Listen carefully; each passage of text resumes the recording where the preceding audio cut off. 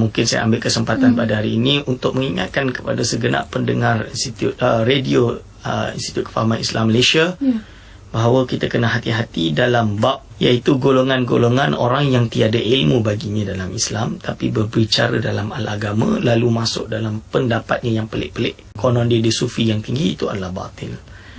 Begitu juga kena faham konteks yang sebenar di dalam Islam apabila yang dimaksud dengan seorang sufi yang telah sampai pada darajatil kashfi kita panggil atau wujdan misalnya dia sepatutnya menjadi seorang yang sangat soleh tapi tidak menggugurkan syariat, tapi justru seorang yang sangat-sangat ibadah dia tidak pernah tinggal. Ibadah dia tak pernah tinggal dan justru dia berbicara dengan ilmu. Kitab bacaan dia, kitab yang dia telah habis ini banyak. Bukan hanya baca buku terjemah. Ini misalnya dia. Dan kalau dia hanya boleh baca terjemah saja, kita Arab tak boleh, itu tanda pertama kena tolak. Kerana apa? Imam Ghazali kata syarat seseorang itu untuk capai pada derajat ini, maksud dia derajat yang sufi yang tinggi, yang kashfi dan lain-lain, dia kena pertama jadi seorang yang sangat alim dalam ilmu-ilmu yang zahir. Bahasa Arab dia faqih, kitab fiqah dia faqih, kitab tasawuf dia faqih. Lalu yang kedua, hati dia bersih dari segala jenis urusan duniawi. Dia buat ni bukan kerana nak duit, nak famous, nak apa, tak. Dia buat ni hanya kerana dia cinta Allah Subhanahu Wa Taala. Ini yang seperti derajat Syekh Abu Yazid Al-Bustami dan lain-lain, Imam Ghazali dan lain-lain ni. Dan yang ketiga, dia kena ada zakat yang qawi, yang cerdik. Bukan orang yang idiot. Bukan orang yang tak pandai, tak pandai bersikap. Tak cerdik. Tak cerdik lah, maksud dia tak ada fitrah. Fitrah akal yang bagus. Ini. Okey. So kalau tak ada benda ini, maka jangan. Dia itu tandanya kalau orang tu masuk maka dia akan terjun dalam kesesatan. So ini kena ingat betul-betul. So lebih baik kita sibukkan benda yang kita boleh sibukkan dengan benda yang ilmu yang zahir. Biar ilmu yang batin ini, yang ilmu yang mendalam ini dalam tasawuf, kita serahkan kepada ulama-ulama yang hebat ni lah. Dia lah isytighal dengan ilmu itu. Dan dengan kalangan murid-muridnya yang juga berada di level tersebut. Kalau tak, jangan. Hanya akan membuka jurang kesesatan yang besar. I'tiqad Ahlussunnah wal Jamaah bahawa hanya para nabi dan rasul sahaja yang maksum. Sedangkan golongan khas selain itu seperti para wali, kan, orang-orang yang soleh yang tinggi, salafus soleh, para wali misalnya dia, mereka ini derajatnya tinggi tapi mereka tidak maksum. Istilah yang benar menurut ulama ahli kalam atau ulama ahli sunnah wal jamaah menterjemahkan atau memberi makna dengan nama mahfuz, iaitu mereka ini mahfuz. Mahfuz ini dijaga. Maksud dijaga tu apa? Kalau dia berbuat dosa, dia mungkin berbuat dosa. Jadi para wali ni boleh buat dosa, harus bagi mereka untuk berbuat dosa. Maksud dia harus tu bukan dia boleh halal buat dosa, bukan. Maksudnya mungkin terjadi terhadap mereka untuk melakukan suatu dosa. Hanya bezanya apabila mereka berbuat dosa, mereka mahfuz, dalam erti mereka akan digerakkan hati untuk segera bertaubat. Dan itu salah, dan mereka segera bertaubat dengan harapan Allah SWT akan menerima taubatnya. Tapi kalau dia terus buat dosa, itu tandanya dia bukan wali lah tu. Macam mana wali yang mahfuz tapi buat dosa tak malu, yang itu tu dosa tu tak malu. Dah tahu dosa tak malu lah tu. Ini misalan dia, na'udzubillah min zalik. So sebab itu kita kena berusaha untuk mengingatkan diri kita, jangan sampai kita sangka wali ni maksum. Dia takkan ada salah. Apa yang dia cakap mesti betul, tak? Kalau dia wali, dia boleh salah. Dia wali, dia boleh salah. Tapi betul ke itu wali? Itu soalan dia. Ini kena tengok juga. Jadi kena ada qawaid, ada kaedah yang kena faham perkara ni. Yang namanya wali, dia boleh salah, bukan tak boleh salah. Dan semoga kerana dia ada darajah wilayah, bila dia buat salah, dia segera bertaubat. Tapi kalau dia enggan bertaubat, itu tandanya dia bukan wali. Kerana apa? Kerana tidak ada sifat atau rasa ubudiyah solah di dalam hati dia, kebaikan di dalam hati dia. Sebab itu kita dalam syariat, dalam jelas dalam ilmu tasawuf pun menegaskan bahawa hukum hakam syariat dah habis. Masa dah habis tu sesuai dengan apa yang dibawa oleh Nabi Muhammad SAW sudah selesai. Apa yang datang setelah itu seperti ilham atau kasyaf dan pengalaman-pengalaman sebagai seorang wali, itu hanya seperti ibrah sahaja. Kita ada ibrah kan. Ibrah. Contoh dia, okey, saya nak hantar anak saya supaya dia menjadi ulama. Di pondok mana ni saya nak hantar? Ada A, B, C, D, E, F. Contoh dia. Dia dengan wiridnya, dengan doa dia, lalu Allah menggerakkan hati dia. Saya rasa yang nombor 2 ni yang paling bagus. Dia hantarkan. Contoh dia ulama-ulama lain yang besar banyak seperti Imam Ghazali dan lain-lain. Contoh dia adik Imam Ghazali sendiri, dia kata, okey, wirid yang terbaik adalah seperti ini, zikir.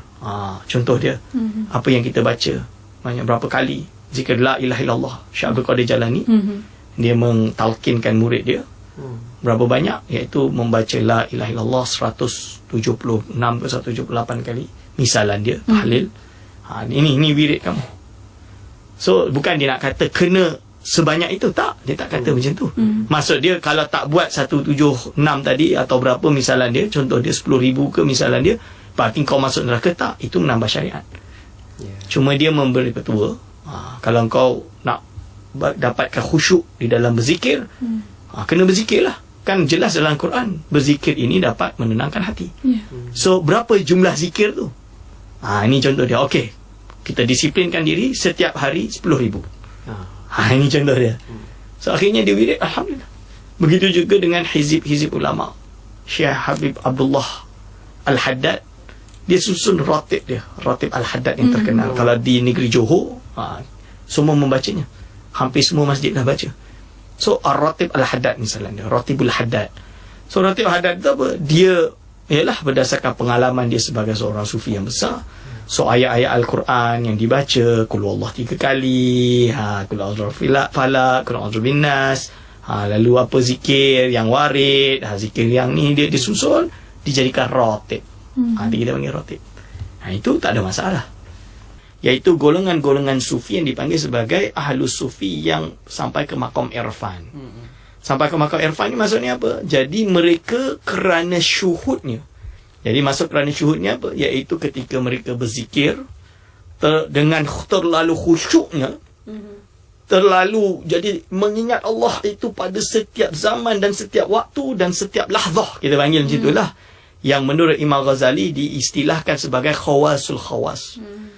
Golongan khawasul khawas yang akhirnya dia menilai bahawa kullu syai'in halikun ila wajhah. Iaitu apa? Kullu syai'in, iaitu segala sesuatu itu halikun akan sirna, atau segala sesuatu itu sirna ila wajhah, kecuali zat Allah SWT.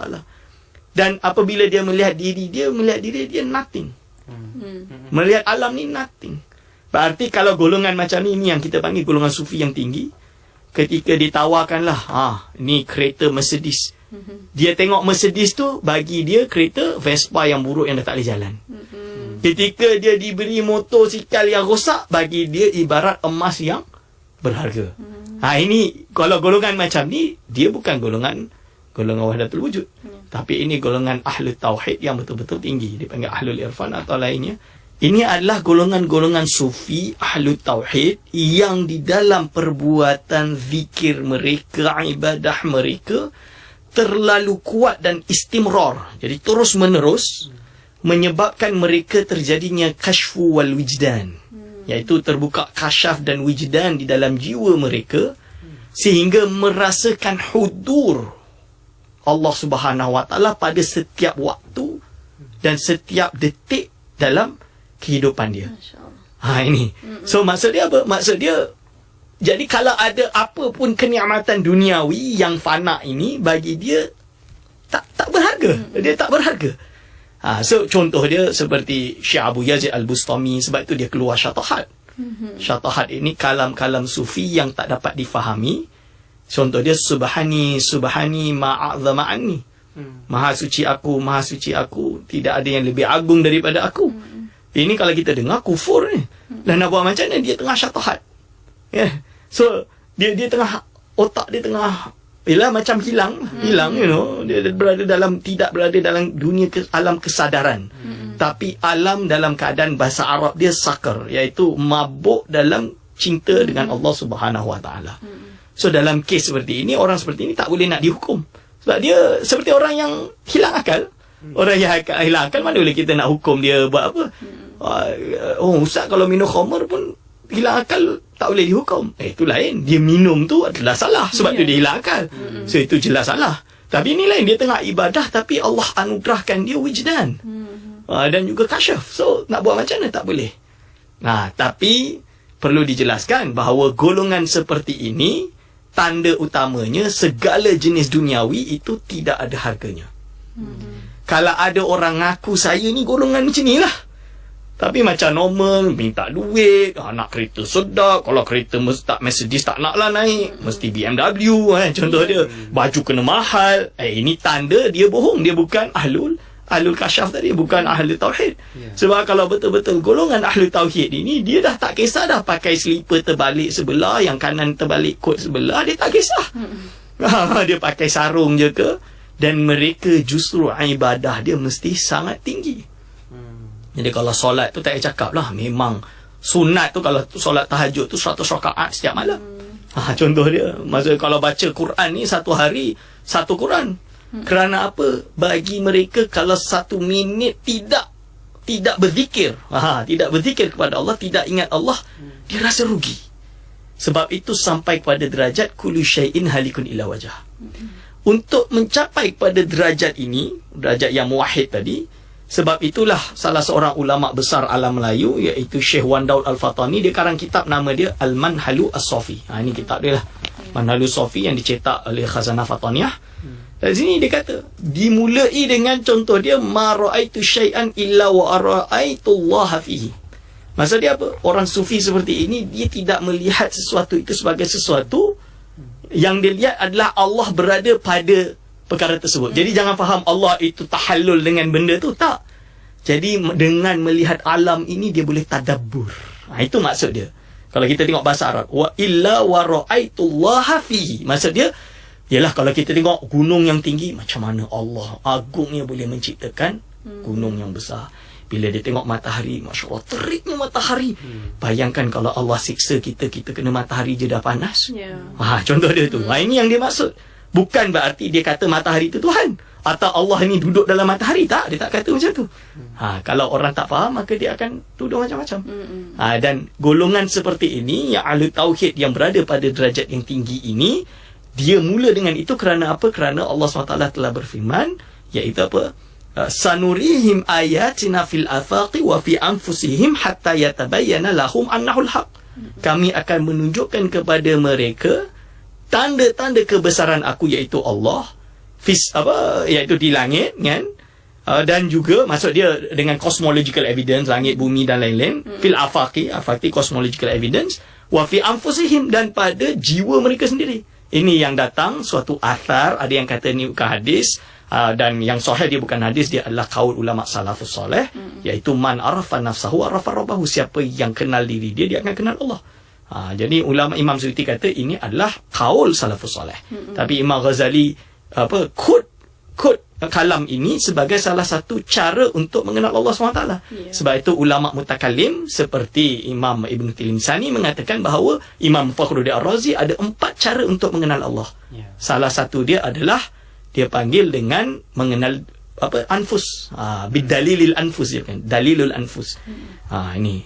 Lalu setelah itu, bila dia dah tadabbur, dia berzikir, dia takut dengan maksiat, dia tak nak buat maksiat, dia menjauhi, dia mendekati ibadah, dia berusaha untuk mencari bersama Allah, makin lama sampai derajat khawasul khawas, yang mana dia tahu bahawa hakikatnya yang benar-benar wujud secara hakiki hanya Allah SWT. Kerana apa? Segala sesuatu selain ini, wujud dia adalah majazi saja. Maksud majazi ini, dia akan fana, dia akan sirna, tak ada guna. Dan ketika itulah dia dah dikelabui dalam hal dunia, hanya yang dia lihat adalah zat Allah Subhanahu Wa Taala. Maksud dia yang dia hudur dalam hatinya hanya Allah Subhanahu Wa Taala. Maksud dia hudur tu. Jadi Ini yang disebut oleh Imam Ghazali, iaitu golongan yang betul-betul sufi, yang betul-betul ibadah sampai derajat yang tertinggi. Dipanggil dengan golongan yang ahlul irfan tadi, ataupun ahlul tauhid. Dia panggil diri mereka sebagai muwahhid. Maka ini yang dipanggil oleh Syekh Arsyad Banjari sebagai golongan wujudiyah yang muwahhid. Dan golongan seperti ini adalah golongan wali-wali Allah, yang jangan sampai kita masuk di dalam golongan-golongan yang menjadi musuh kepada wali-wali Allah, kerana Allah SWT telah menghalalkan untuk diperangi orang seperti ini. Ini orang yang sufi yang sebenar, mereka memang takut setiap detik dalam bilik seorang pun takut nak buat maksiat. Sebab apa? Dia tahu kalau orang lain tak nampak, Allah Maha nampak. Ini yang dipanggil dengan maqam ihsan. Ini yang dipanggil maqam ihsan. So itu kena faham betul-betul, insya-Allah. Insya-Allah. Alhamdulillah. Okey, berikutnya ada lagi soalan yang kita dapat di sini, yang bertanyakan di WhatsApp konti pula. Macam mana nak beza ahli sufi dan golongan tasawuf, Doktor? Kalau yang dimaksud dengan ahli sufi atau as-sufi, itu adalah orang yang mengamalkan tasawuf. Kerana tasawuf tu ilmu. So orang yang mengamalkan ilmu tasawuf, fahuwa sufiyun. Dia adalah seorang sufi. Contoh dia fiqh. Ini adalah ilmu fiqh. Orang yang pakar dalam bidang fiqh dipanggil faqihun. Seorang yang ahli fiqh. Ahli akidah, ya, contoh ilmu akidah, orang yang ahli dalam ilmu akidah dipanggil ahlul akidah, atau mutakhassis fil akidah, atau wahwa al-aqadi. Dia tu seorang yang pakar ahli akidah. Itu contoh dia. So macam mana nak bezakan? Tasawuf itu ilmu. Orang yang bergiat dalam ilmu ini dan pakar dalam ilmu ini dipanggil sufi. Tapi yang perlu dihati-hati, dia bukan sufi tapi mutasawwifah. Golongan yang mendakwa-dakwi dia itu sufi. Padahal dia bukan sufi. Ini kita kena jauhi. Dan kita juga kena jauhi juga orang yang dituduh sebagai mutasawwifah. Maksud dia bukan dituduh tu. Ada orang yang suka menuduh orang ini mutasawwifah.